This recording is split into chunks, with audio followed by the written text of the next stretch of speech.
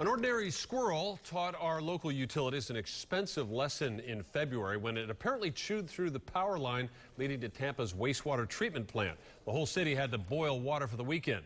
Well, now TECO and the city are sharing the expense of rodent-proofing the city's water supply. It's not going to be cheap.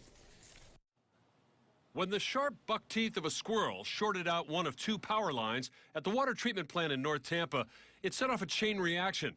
With the water pressure dropping, Tampa Water had no choice but to order a citywide boil water alert. It was crazy. It was a nightmare. Restaurants had to make coffee and other drinks with bottled water. Some even closed their doors. The incident highlighted the vulnerability of basic services we all take for granted. Nearly 1 in 5 power outages on Tampa Electric's network is caused by an animal. Squirrels and birds are big culprits, but so are frogs and snakes.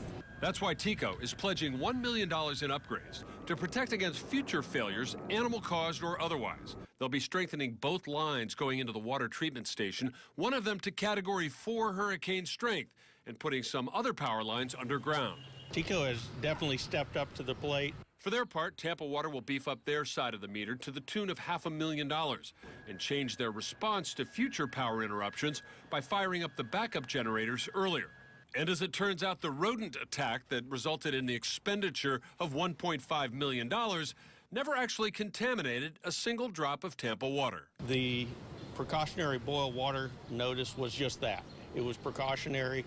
It's required by the health department when you do lose pressure in any parts of your system.